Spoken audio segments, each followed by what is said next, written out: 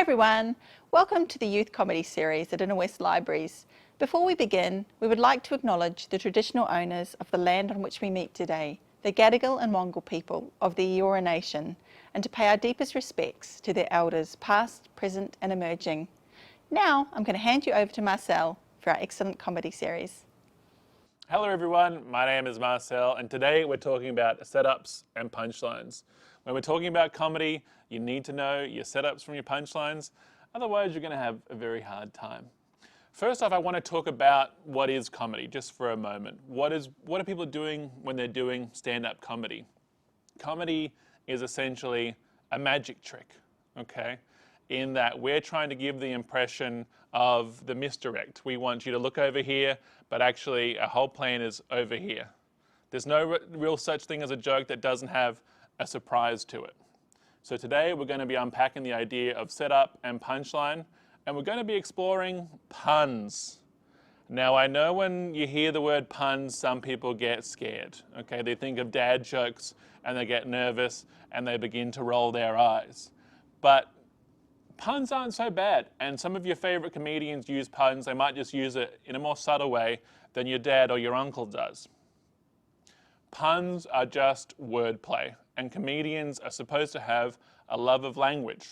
That's what we're looking for in a good comedian, is that they love language. So, puns are wordplay. What is a pun? That's what it is, and it comes in all shapes and sizes. The reason why we don't like dad jokes is often because they're just spoon-fed to us. And if a joke is spoon-fed to us, there's no work for the audience. And an audience has to participate in the joke in order for there to be that reward. Sometimes when a kid enjoys a joke, they don't even laugh, but they might just say, "Oh, I got that." And that's that reward chemical. That's them being excited that they did some mental maths and put 2 and 2 together and got their response. If they don't have to do any work, there's no reward, and your audience is going to get bored. That's essentially how it works. If you think about a setup of a joke as a recipe, the audience is doing the cooking, and the punchline is the meal. That's how I want you to think about joke creation.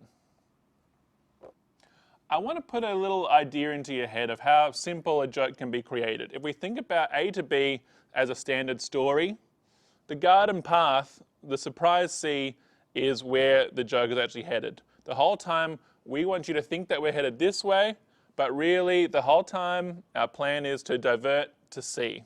That's the joke diagram. A joke is as simple and as complicated as that, but really it all boils down to how simple it is to just be making the audience think, I want you to go this way, but the whole time it's over here. It's like a magician, like a magic trick. So we're going to write our own puns today, and anyone that I rolled at a pun is going to decide, oh wait, it's actually quite difficult when you have to do it yourself. You can find all sorts of homophones and homonyms online. You can find gigantic lists that can give you a great starting place. What we're going to do is work our way backwards.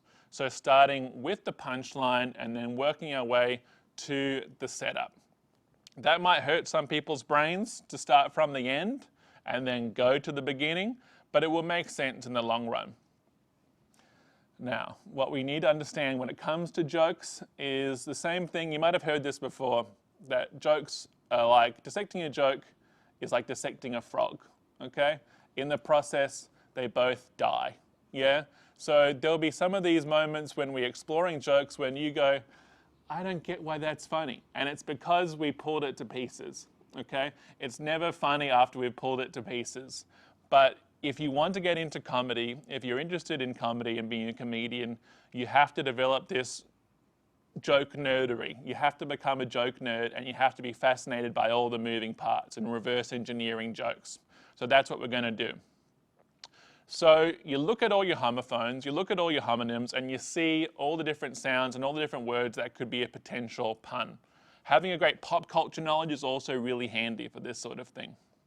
So for today's pun example, we're going to use the word meat. Okay, meat is in the food.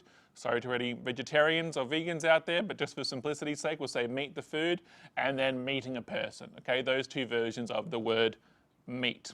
Okay, now we're going to avoid making sure we use the word meat in the setup. if we use the word meet in the setup, there's no surprise, and therefore the audience is going to be bored, they're not going to participate, there's no maths, okay? Let's go to the punchline. Our first step is to start with familiar phrases, okay? Familiar terms, ideas that you've heard the word meet in before, and that will be familiar to the audience. So we'll use the phrase, nice to meet you. Pretty familiar, people have heard it before. That's going to form part of our punchline. We know that that's going to work in some way.